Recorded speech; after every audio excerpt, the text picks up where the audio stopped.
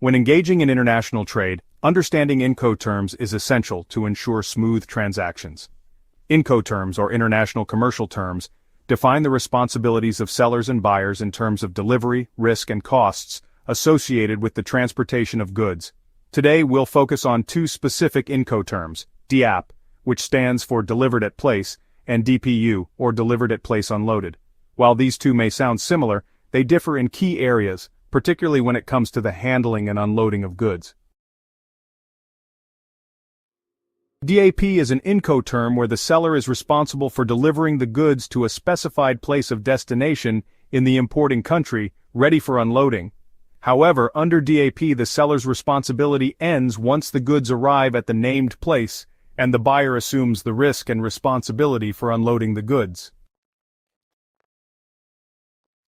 Delivery to the agreed destination. The seller delivers the goods to the buyer at the place of destination. This location can be an agreed point within the buyer's country, such as a warehouse, terminal, or even the buyer's business address. Costs and risks during transport. The seller bears all costs and risks up to the agreed destination. This includes export duties, transport charges, and insurance. Customs clearance for export. The seller handles the customs clearance in their own country and pays for export duties and taxes. Documentation. The seller provides necessary documents such as the commercial invoice, transport documents, and export documentation. Unloading and import customs clearance. The buyer is responsible for unloading the goods at the destination and for handling any import duties, taxes, or customs clearance in their country. Risk transfer. The risk is transferred to the buyer once the goods arrive at the agreed place, but unloading is not part of the seller's responsibility. DPU, which is a newer Incoterm introduced in 2020, is similar to DAP but with one key distinction. Under DPU, the seller is also responsible for unloading the goods at the destination. This makes DPU unique in terms of the seller's responsibility for the unloading process. Delivery to the agreed destination. The seller delivers the goods to the buyer at the agreed place of destination and must unload the goods from the transport vehicle. Unloading. The seller bears the responsibility for unloading the goods at the named destination. This could involve unloading the goods from a container, truck, or another transport mode, depending on the nature of the shipment. Transport and risks. As with DAP, the seller is responsible for transport costs, risk, and insurance up to the delivery point. Customs clearance for export. The seller handles all the export formalities and associated costs. Documentation.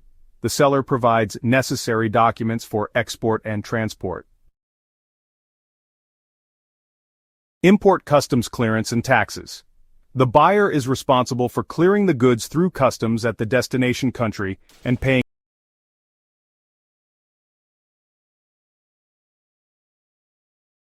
paying any import duties and taxes.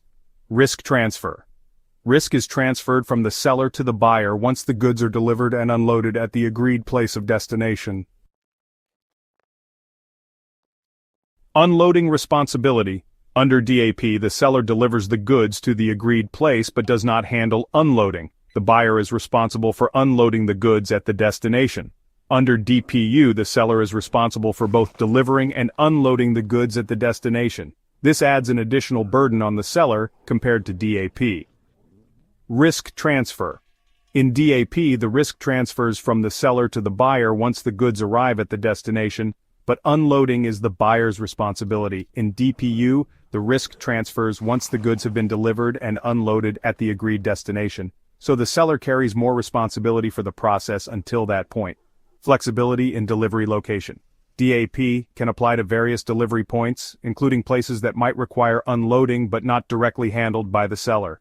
DPU ensures that unloading is specifically part of the seller's responsibility, making it useful in cases where the buyer cannot or does not want to handle the unloading process. DAP is commonly used when the buyer is able to manage unloading or when unloading is handled by a third party at the destination, such as at a terminal or distribution center. DPU is ideal when the seller has the ability to handle unloading at the destination or when unloading is a critical part of the shipping process. This is often used in cases where the buyer doesn't have the resources or equipment to unload the goods. Both DAP and DPU are Incoterms that focus on delivery at a destination point, but the key distinction lies in the responsibility for unloading. DAP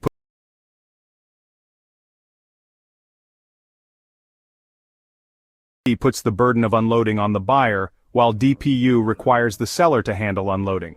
Understanding the differences between these terms helps parties involved in international trade better manage their risks, responsibilities, and costs. If you like this content, don't forget to subscribe to my channel and feel free to leave comments for more educational content.